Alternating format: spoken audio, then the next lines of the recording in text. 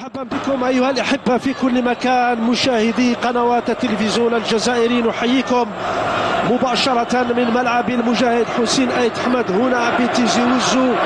هنا فخامة الصورة تحكي وتتحدث عن نفسها. هنا سنتابع أحداث مباراة الجولة 14 بين شبيبة القبائل متصدر البطولة ب21 نقطة، يستضيف صاحب المركز الأخير ترجي مستغانم الذي يدخل المباراة وبحوزته 11 نقطة فقط. يريد أن يحقق نتيجة جيدة تبعده عن أندية آخر الترتيب. الترجي الذي لم يفز منذ الجولة السابعة، واليوم في مهمة إيقاف إهدار النقاط داخل ملعبه وخارجه. في المقابل شبيبة القبائل الباحثة عن لقبها رقم 15 في البطولة لم تخسر منذ الجولة السادسة. نحن هنا إذن أمام فريق يريد المواصلة على درب الانتصارات والنتائج الجيدة، وآخر يريد أو أمام فرصة ترميم المعنويات إن صح القول، ولما لا العودة بنتيجة جيدة من هنا من ملعب حسين آيت أحمد. هذه تشكيلة نادي ترجي مستغانم. الفريق الضيف سليمان رحو المدرب فضل الدخول بعبد السلام حنان، مداح، عبد القادر تميمي، نور الدين الحمري، مصطفى زغنون، شكيب عوجان، خالد شواري، عبد الله دحماني، عامر بوقطايا، ورمضان حيتاله. كما ذكرت هذه التشكيلة التي فضل في المرة القادمة علي عمريش، بينما هذا بركان. حسين ابو علي ممتاز، الكره داخل منطقه الجزاء، هذه فرصه الحلو اخرين خطيره، فيه فرصه، فيه امكانيه. والهدف الاول للشبيبه رياض بودبوز يوقع اول اهداف المباراه. يا سلام على الكره، ويا سلام على فرصه، ويا سلام على عرضيه، ويا سلام على رياض الذي وقع هدفه الخامس ويشعل مدرجات حسين آيت أحمد هنا، ويشعل المباراة بهدف جاء في الدقيقة السابعة. مبكرا فعلها شبيبة القبائل، مبكرا فعلها القائد رياض بودبوز.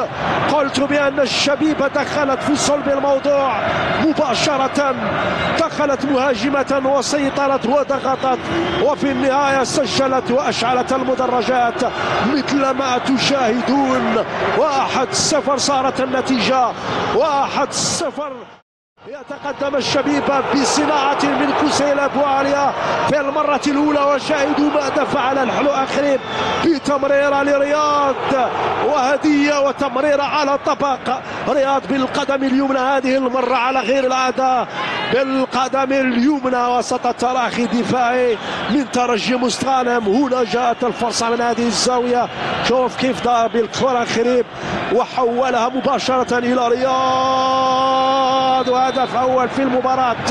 يا سلام،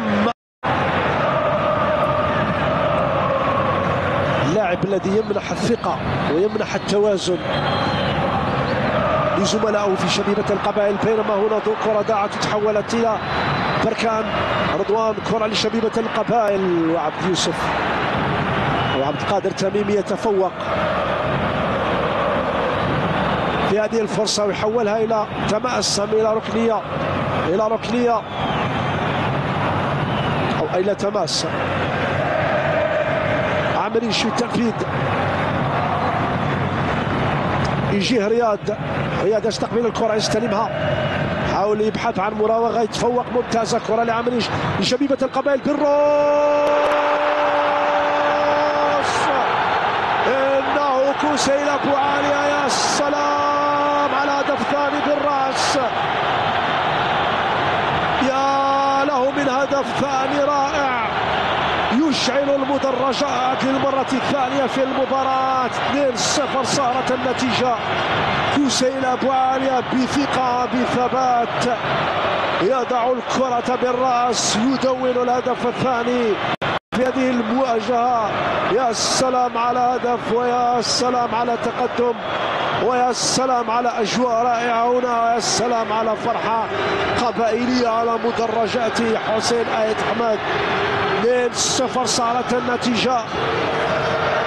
وعبد الحق بن شيخ متفوق على سليمان، راح وخطأ في الإبعاد، ثم بعد ذلك عمريشو. استمتعوا، شاهدوا، تابعوا، استمتعوا بهدف كوسيل أبو عالية.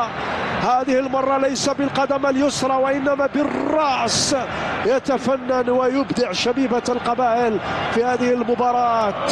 أهداف جميلة وبراعة في الأداء وفرحة. افرح يا ولدي، افرح افرح يا ولدي، واستمتع بهدف كوسيلة، واستمتع بهذا التقدم لحد الآن ب2-0 في هذه الأجواء. تابعوا واستمتعوا أنتم أيضا مشاهدينا.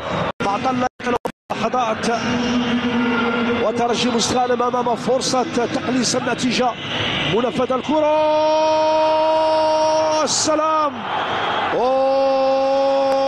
أشرف بالخادم أو محمد بالخادم، نعم، يقلص النتيجة اللاعب البديل الذي جاء بالجديد في هجوم ترجي مستغانم فوق الجميع. بالخادم يسجل هدف التعادل 2-1. صارت النتيجة وفرحة أنصار ترجي مستغانم على قلتهم، سعيدون فرحون بهذا الهدف. لاحظوا الإعادة، بالخادم حلق فوق الجميع وبالرأس وضعها في الشباك. ترك حديد متسمرا واقفا متفرجا في الكرة وهي تلج شباكه رويدا رويدا. 2-1 هكذا سجل بالخادم.